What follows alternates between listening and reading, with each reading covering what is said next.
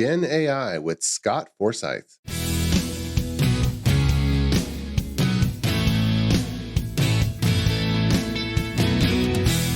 The Azure DevOps podcast is a show for developers and DevOps professionals shipping software using Microsoft technologies. Each show brings you hard-hitting interviews with industry experts, innovating better methods, and sharing success stories. Listen on to learn how to increase quality, ship quickly, and operate well. And now your host, Jeffrey Palermo. Welcome to the show. I'm Jeffrey Palermo, your host for helping you and your teams move fast and deliver quality and to run your software with confidence in Azure, all while using everything that the .NET ecosystem has to offer. The podcast is sponsored by ClearMeasure, a full-service software architecture and engineering firm that serves companies that are building mission-critical software systems. Quick announcement, we are in the second year, almost halfway through, second year of my architect forums, and you can sign up at the link in the show notes. If you lead a software team or are looking to collaborate with other peer software architects, then just go ahead and sign up for those. And it's a group of peers, an advisory board of sorts. And for those who are looking for Programming with Palermo, my video podcast, you can just search for it in any of the directories and you'll be able to find it. My guest today on the show is Scott Forsyth. Scott has spent over 25 years in the IT field working in disciplines such as systems architecture, software development, team growth, and entrepreneurship. And he was a Microsoft MVP for 12 years in ASP.NET and IIS. And he's co-authored 2 books on IIS 7 and IIS 8 Professional are the 2 books. And he's also a Pluralsight author. He's spoken at various conferences over the years and code camps and user groups and all kinds of other venues. And he's now shifted into the artificial intelligence space, building AI solutions and supporting others in their AI journey. He's also co-founding a new startup, so he's spending much of his time as an entrepreneur. Scott, welcome to the show. How are you, sir? Good, doing great. Thanks, Jeffrey. Awesome. And you and I have known each other for a long time, going all the way back to hosting, and you've done so much coming from web hosting that you've gone deeper than so many people that I know about just how to put things online. Before we get into that, I just want to kind of back up and ask, you're kind of in the artificial intelligence space coming from the systems architecture and development angle, but what are the high points in your career that you think kind of steered you into working on what you're working on today? Yeah. Well, good question. I kind of have 2 decade periods. On the early 2000s or so, I had about a decade in the hosting space, and that's where we worked a lot together, various different hosting things. I was involved in some of the early phases, even maturing the IIS platform way back when it hasn't really changed in the last few years. It's so mature now, but it definitely wasn't in the early days. And so I did that about a decade. In fact, we hosted customers like Microsoft themselves before they had policy to do everything internal and built their own systems. So we had a chance to work through that whole process with them. And then I had another decade in the software delivery space and our solutions delivery. We did e-commerce solutions for B2B and B2C customers, always integrating with ERPs. So mostly the Microsoft Dynamics stack. So I did that for 11 years, a CTO there, and developing our team. But we were small enough, I got to do a lot of hands-on as well. So I kind of like that balance of a lot of hands-on, but also the team leadership and growth and that too. And I guess that leads to the last 8 or 9 months, I've moved out on my own. And the first 2 months I said, I'm just going to jump in. I'm at a good time in life. The kids are out of the house and I have a little bit of a runway where I can just do this shift. And AI, it's kind of like the gold rush of tech right now. And just to jump in and at the time, I'd worked with GitHub Copilot, and I had worked with ChatGPT just for a few months, and GitHub Copilot for about a year at that time. This is just middle of last year, but really, I had almost no idea on AI, and really, there's just so much there, and how does this work? The magic behind it, and everything else. And so I just jumped in and spent a couple months on that, not making any decisions at all. A few opportunities came my way, but decided not to do that. And then things evolved from there. I teamed up starting a co-founding a business. Maybe I'll mention that later on. And but really, the largest focus I've had is really around AI or using AI to work with some other technologies and different things that I do. So that's been a high overview, I guess. I want to call out something that just gets a lot of play these days, and that's the concept of a full stack developer, in contrast to someone who might only work on web user interfaces and go deep there, but then not really mess with anything that runs on the server behind the scenes, invisible, and then databases. But then there's networks and there's servers and there's infrastructure. Mm-hmm. And when I look at you, like, you're the true full stack developer, because even the quote full stack developers out there, they still don't go deep into the systems engineering and the networking and the cloud. It stops at the code, right? Mm-hmm. Whereas like your experience has been the whole stack. How did that happen? Because that's rare. Right. Well, the further along I go, the more I realize that I don't know. So there's so much of that for sure. But yeah, it's evolved that way. It was great to be kind of on the systems architecture for all those years, being part an MVP.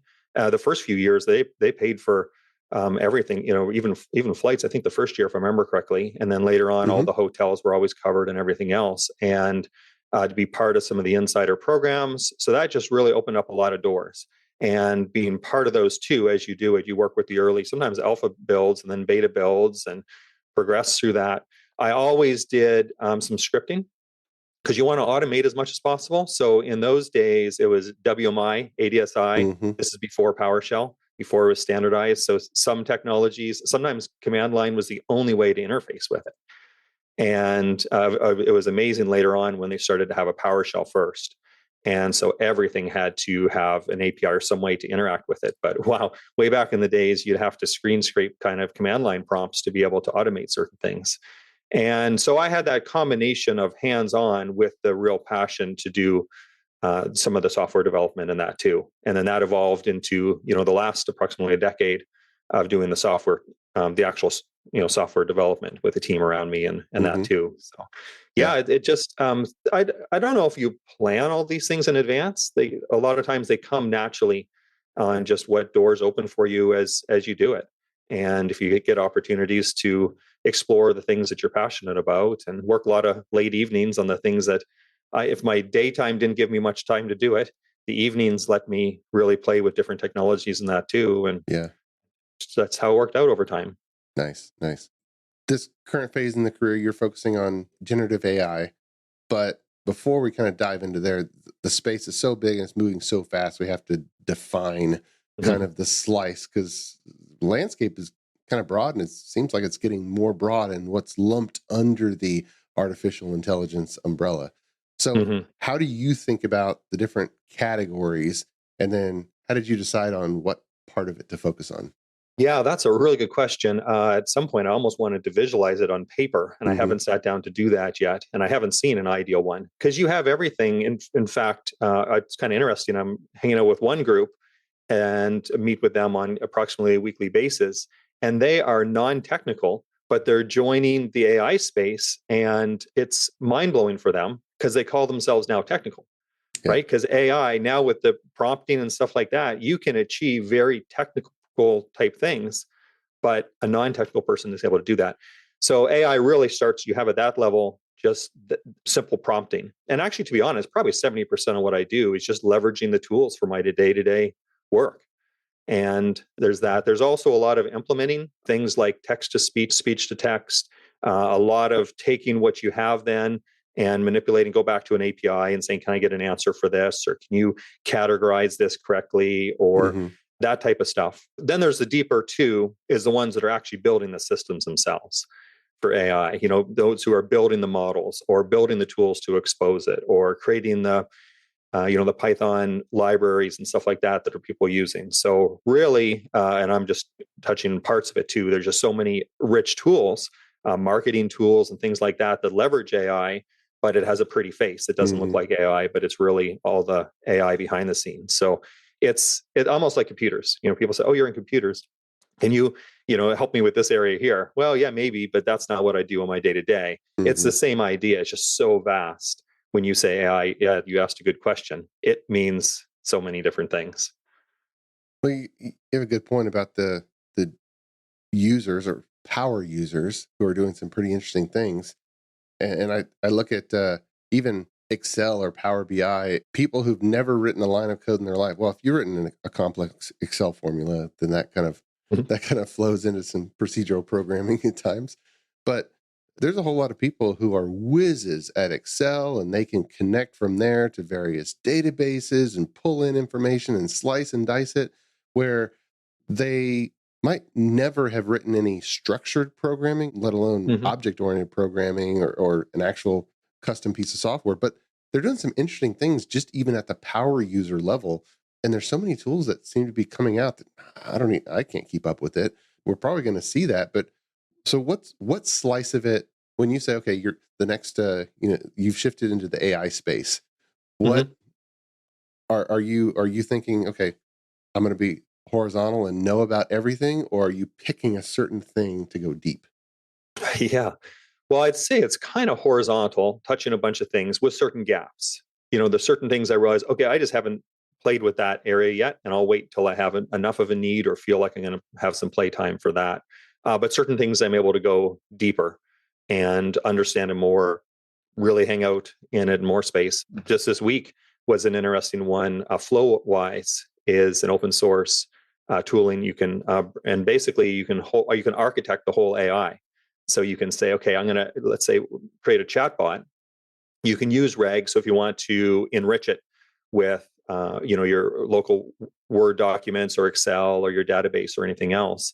But it's so neat because you can kind of piece it together. You can say, okay, if this one was a negative sentiment, then let's reply with this AI type of response. Or if we realize that they're actually asking about something unrelated, we can now kind of pivot and do something different with a different AI or a different method and stuff like that. So that whole orchestration of AI is pretty amazing too. And so that's one example of what I'm working on. I have been kind of doing a little bit of many different things. Another thing, for example, is a chatbot, and trying to make that as smooth and interactive as possible.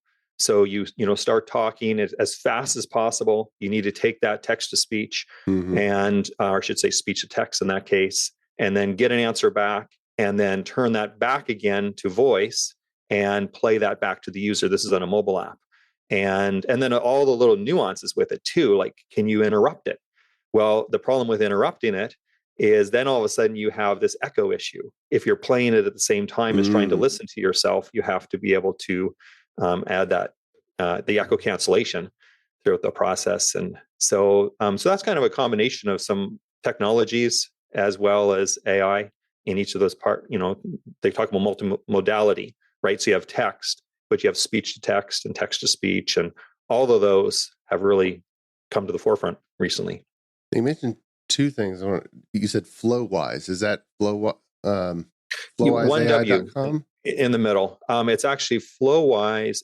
So it's FLOW or FLOWISE AI.com. Build large language model apps easily. Yeah. And is that, I see a GitHub repository. Is that open source? Or is that a product? Yep, it's open source. Actually, they mentioned that they're backed by Y Combinator, which is interesting because I'm not sure how they monetize that yet. But yeah, you download it to your local machine. So it's all, and then there's you can deploy it later. So it's not a hosted model; it's local, but you can tap into OpenAI, Claude, any of these type of models that are available, or the open source ones, and then orchestrate the different things. One of the things I need to do is pull from a website. So someone asks something, it goes to the website, pulls the information back, and then can process and do what you want with it, and then output it in a structured JSON that meets a certain schema definition. And so you can piece all that together. Got it. So Flowise, is that a JavaScript app? Looks like there's a lot of JavaScript. I'm not sure what they're doing on the front end. I think it's like a React type. Okay. Yeah, and actually it really lends itself very much to the low code, no code. And so what I was doing prior, because I've only been hanging out with this for the last week, prior to that, most things I've been doing is just direct code. you make a call, get the response, move on to the next thing. But this just helps you orchestrate the whole thing, drag and drop, piece the little inputs to the outputs, and wire it all up.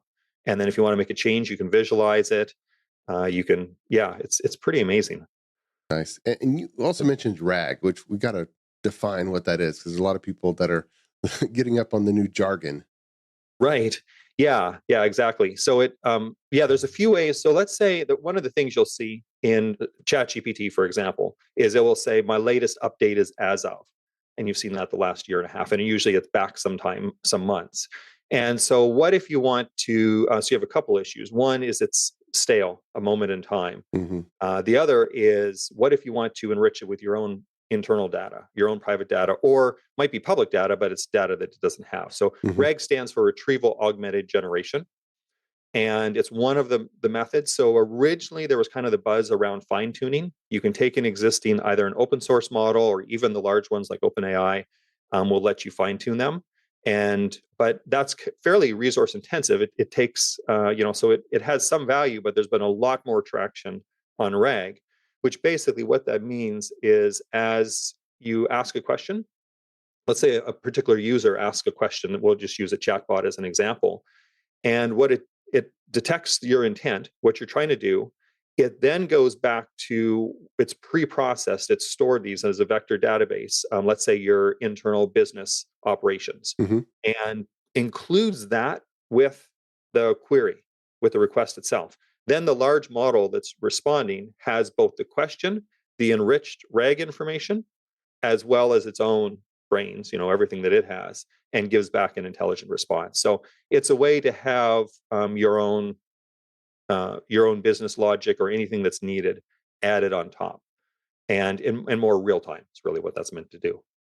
Now, I don't know behind the scenes, but I'm wondering, you think that's the way that Windows Copilot works, where you can ask it about the weather? Is it calling a weather web service and then just putting the JSON response into the request?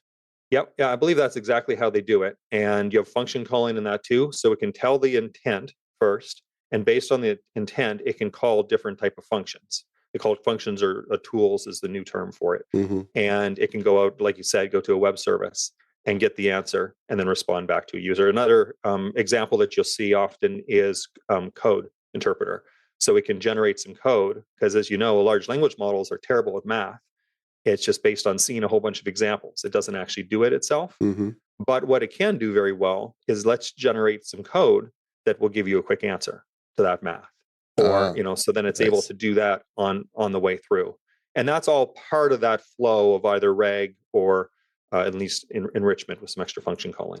Now, you said something just casually, because you've already gotten deeper into this than a lot of people. You said, now, of course, large language models are terrible at math. How does one find that out? Because I don't see any of the people that are marketing AI saying, this is what AI is not good at. Right. So how did you learn that? And what are the other things that it's not good at? Right. Yeah. Well, I mean, part of it is just a matter of various different blogs or podcasts or research or whatever, was where I come to know that. But there are, because it's pre-trained. So really, it's called pre-training is what happens in advance, and then when you make a query, that's called inference. So that's where it gets the answer back on what is pre-trained. It doesn't really process with inference, it figures it out, but it's based on the pre-training. And one of the things is math. It doesn't have. But here's one of the things that really throws me off with, as someone who's been in the tech space and programming and everything else, is AI is so non-deterministic. I think that's the right term for it. And we're used to, in the past, with typical programming, if you do something, you do the same thing over and over and over, it's identical. Right. There's occasional bug or there's occasional hiccup because of a network service is down that you have to handle for. But for the most part, if you test it and it passes all your tests, it's going to do the same over and over again. Well, generative AI is not. And it's a whole mindset change, because it is all about, in fact, on purpose, it tries to randomize certain things and to give you a different answer. That's how it gets creative. That's how it can write poems. That's how it can, figure these things out by saying, well, here's the most likely X amount of responses. Let's randomly choose any one of those responses as it generates. And it does that actually token by token or approximately word by word, right? As it gives you the response, it gives you like the next word.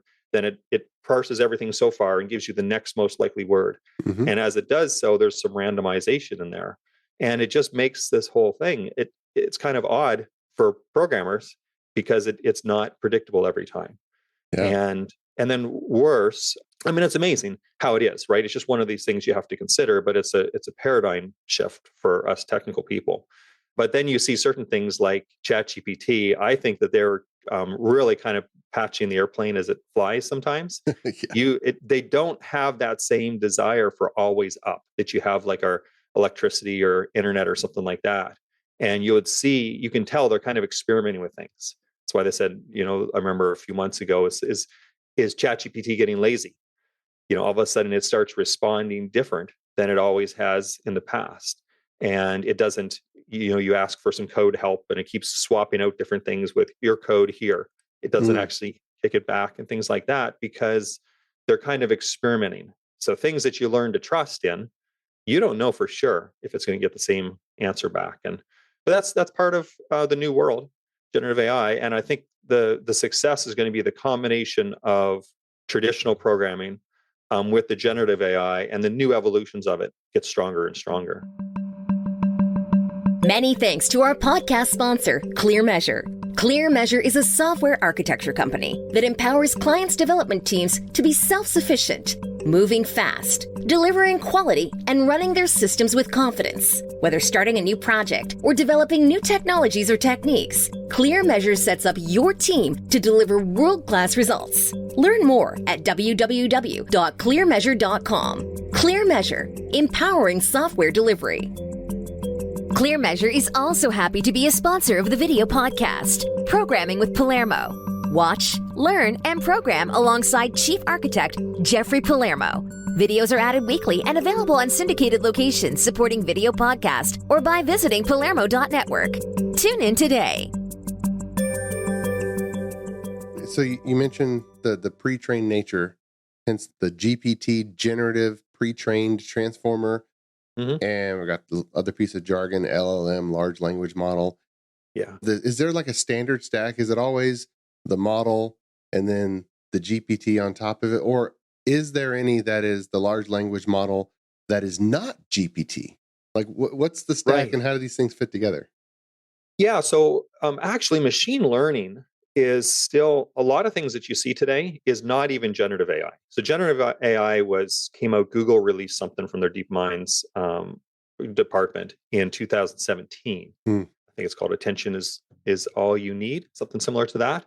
And what that did is it opened up some ideas. People started working with it, and then all of a sudden, when ChatGPT or OpenAI released, I think it was version 2 or so, it was so large, there's so much data that we're saying this is starting to feel like human in that. And it just really opened everyone's eyes. And especially when ChatGPT 3.5 came out to the public, then it became known. So yeah, you're going to see generative AI, most of the things you're seeing now for the general conversation, the chat, image gen, video gen, all of those are based on that same generative AI concepts. It builds a model. The models contain a few things, like it has its own dictionary embedded with the model, what words work, and various different language, spoken languages, as well as internal languages in that too. But you also have a lot of traditional machine learning as well, which is not that. And it has, that can really, so I think if you use a lot of tools that say they have AI, it might not always be generative AI. But I think to sum it up, most of that's kind of catching our attention right now, the conversational AI, those things that are generating new things, is all based on the one common architecture at the moment. Got it. Okay. So you got the large language model, which that's been around a longer time because of machine learning. And then the GPT, is it right to call it an algorithm? What do you call GPT?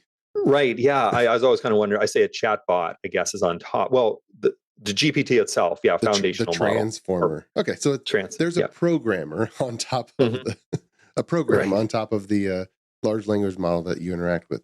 I was playing around with Llama Sharp also, because you mentioned Flowise. Llama Sharp was a C Sharp one. Have you tinkered with that a bit? I haven't done Llama Sharp, no. Because I was searching for, okay, give me one where all the code is in C Sharp. Thinking, okay, what should the .NET developer look at? What's going to be the most native? So we'll include a link of that in the show notes.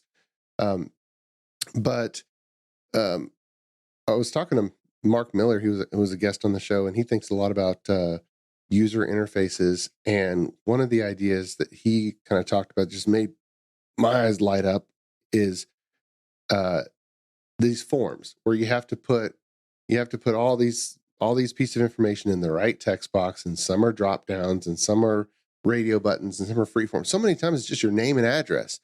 But I'm thinking, shouldn't it not take a very big model at all just to be able to take spoken word and just freeform say, I'm Jeffrey Palermo and my address is 1313 Mockingbird Lane, Springfield, Illinois, whatever it happens to be. And it just populate a form.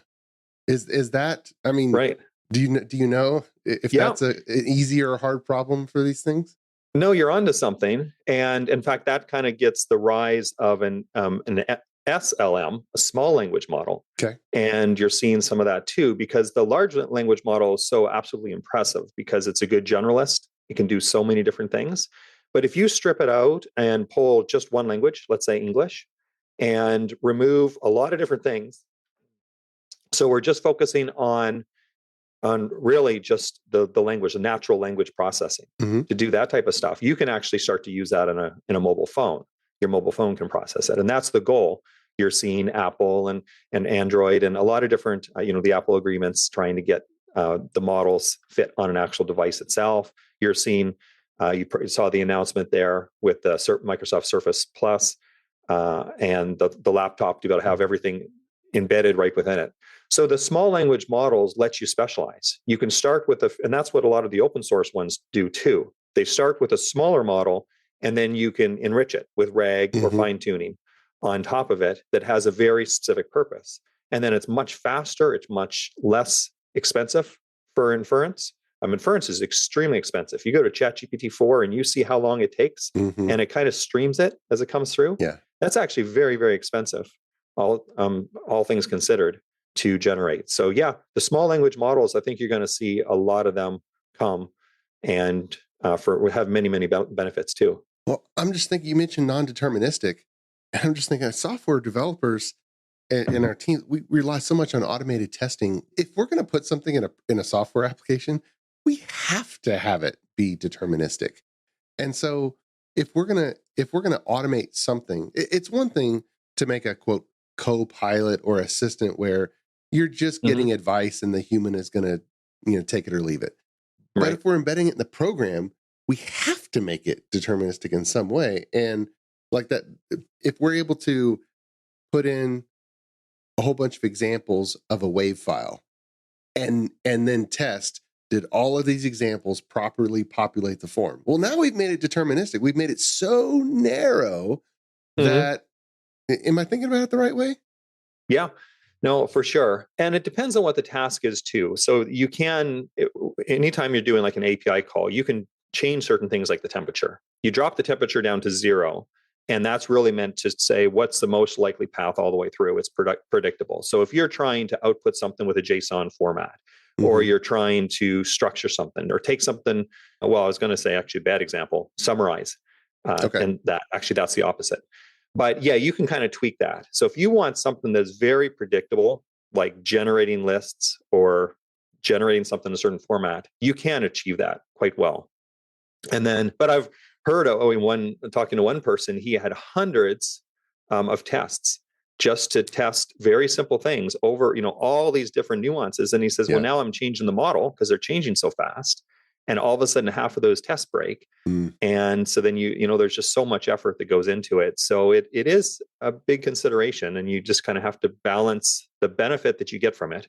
Why use generative AI versus traditional programming? If you want something very deterministic and very predictable, you can still use traditional programming. Yeah. But if you want to benefit from some of these other things, no, you're exactly right. And it's going to take, and actually there's a lot of platforms and tools out there too that will help with that automated testing, regression testing, and stuff like that to make it easier to do, especially when you get into audio and video and other modalities as well. Nice. Yeah. Well, you mentioned co-founding a new startup. Is there anything shareable about that? Oh, yeah. Yeah. So I'm kind of been in stealth mode until now. We're just ready to release to the marketplace next week. And so this has kind of been a parallel thing and now shifting into full time. It's called Kitchen Copilot. And it kind of, the name reflects what it does, inspired actually by GitHub Copilot. And it really meets the need. How many people are there that they either spend a lot of time every week doing their planning and they do not enjoy it? A lot of people are still doing it in Google Sheets, or they get frustrated, they don't do it at all.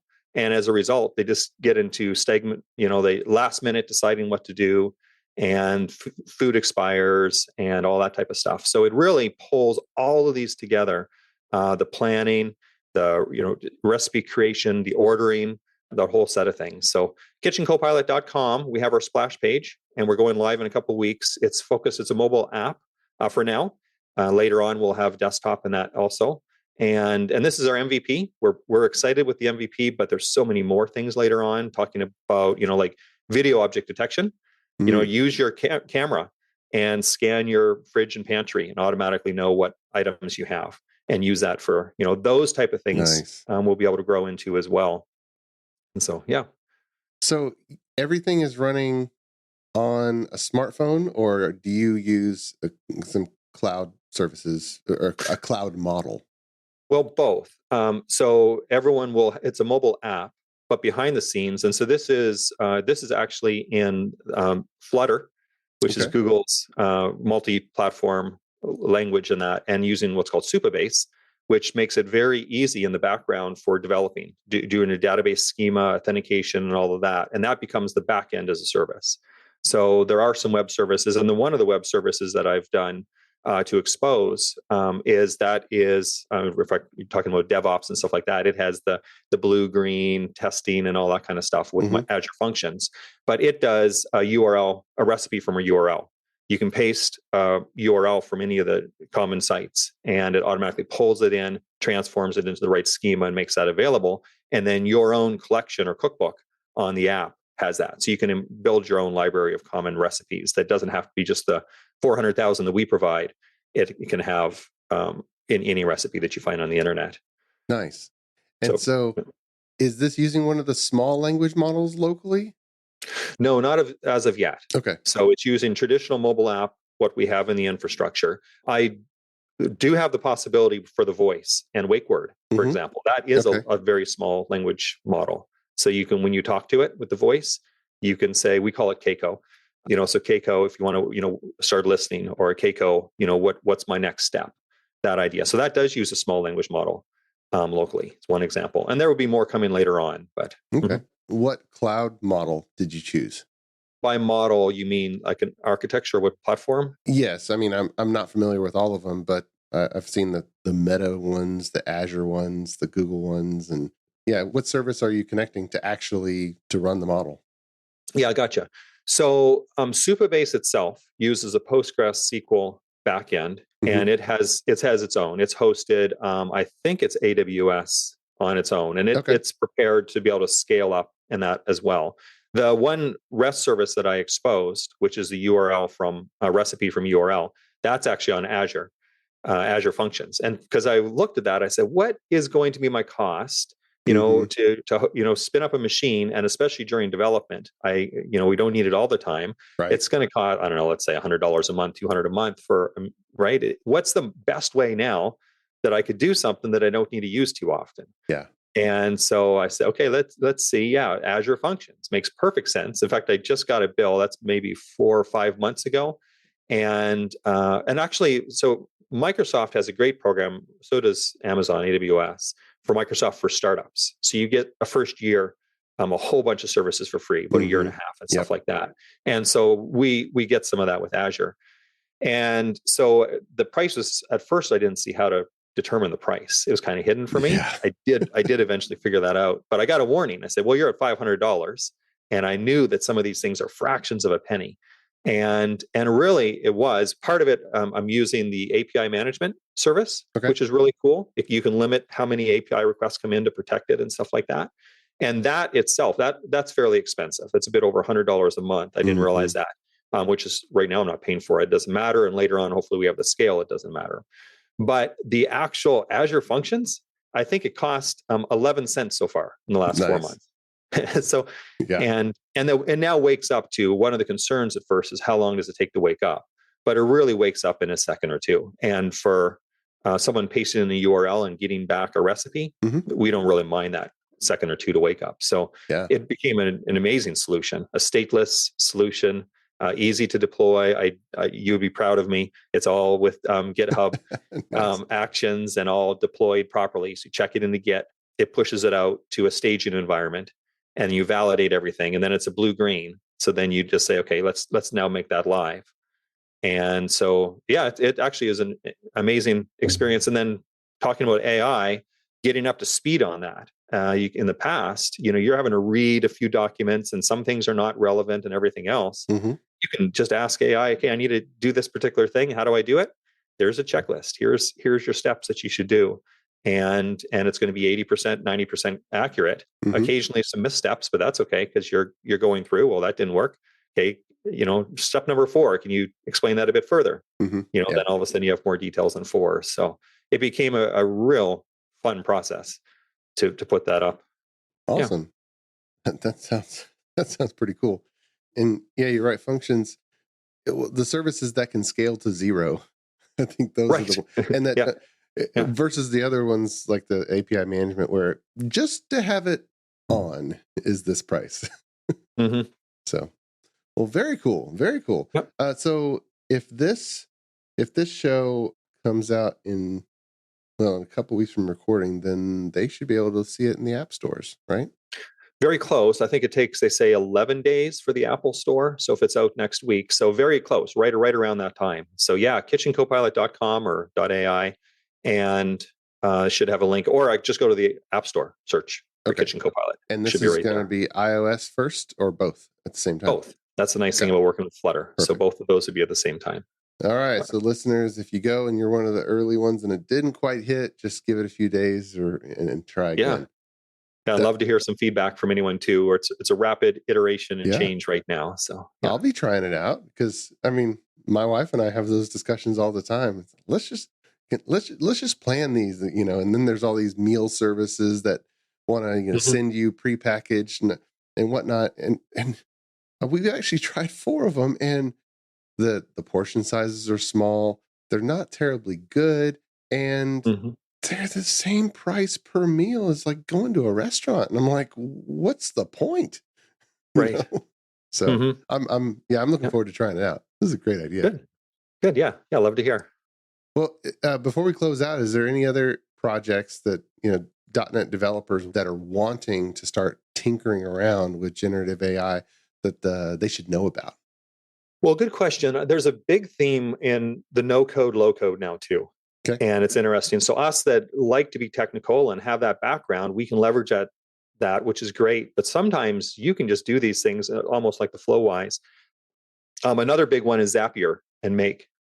2 ones there, and they're really powerful to automate a lot of things too. So send an email to it, it processes, or a new line comes in an Excel document. It can take that and then do stuff, drop it off into another system, notify someone, parse it through OpenAI, all of those things. I think they have over 6,000. Zapier has over 6,000 different integrations, from 6,000 to any other 6,000 essentially. And I actually did, as kind of in this process, doing some consulting also, and implemented 5 custom ones into different systems. And so it's neat to see that from the inside. But that I would definitely recommend. Keep up on not just the fun AI, the front end stuff or Reg and some of those tools, but also even the no code, low code. Let that enable, much faster development.